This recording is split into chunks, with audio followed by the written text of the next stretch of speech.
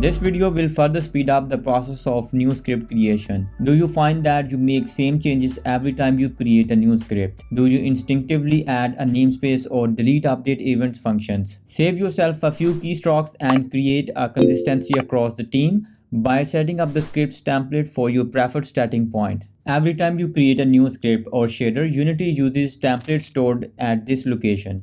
This path is for Windows and this is for Mac. Let's open the folder at this location. As we are at the main desktop, open the Go menu and select Application. And you can also use a shortcut key Shift Command A.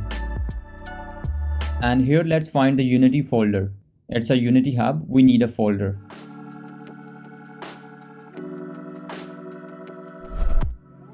Here we have a Unity folder. Open the hub folder, open editor, and these are the different versions we have installed. Select the version you are using with project, and I am using 2020.3. Right click on Unity and select Show Package Content. Open the Contents folder and select the Resource folder. And finally here we have the Script folder. And these are the files that Unity uses to create the initials. Extending the Finder to show you properly. The first file is used when we create a new script. Before modifying it, I will be taking a backup by copying it on the desktop in case if I need to replace it back.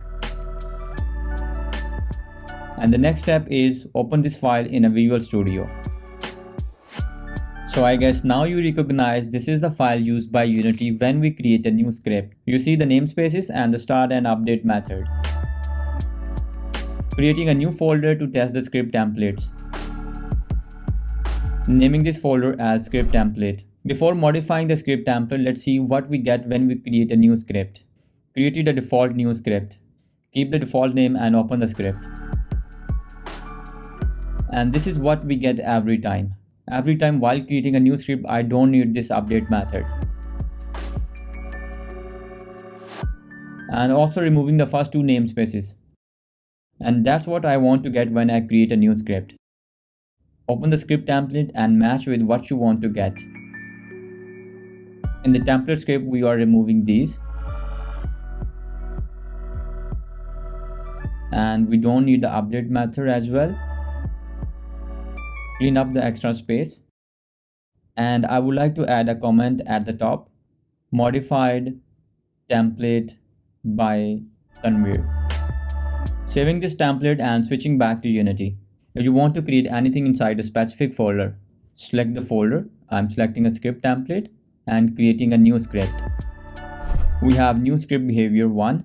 Keep it the default name and open the script. Nice, now we have only what we need. So that's pretty clean and smooth, and definitely it saves me a few keystrokes to remove the extras. Although it's a small change, but in the long run it's really speed up the work, and not only for me, for everyone in my team. Let's try it one more time and create a new script. And it's incrementing properly. Now we have a script 2. Let's open it up and it's working fine. It's a new behavior script 2. This way of modification will affect all your project. If I have a project A, B and C, in every project we will get this script on creating a new script. And we can also modify it by only a specific project. For that, copy the complete script template folder and paste that folder inside the asset folder of your project.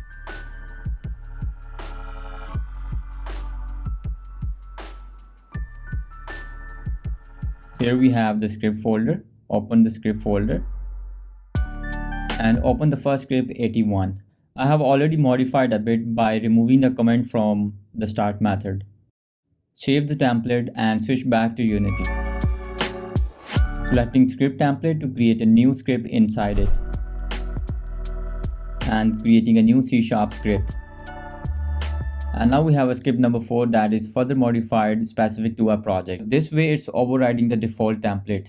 Few important things to note that relaunch your Unity editor every time you made a changes in a script template. So your changes should appear every time you create a custom mono behavior. And also modify the other templates in a similar fashion. Remember to keep a copy of your original and modifications somewhere outside the Unity project for the safekeeping. And for now, that was it for the script templates.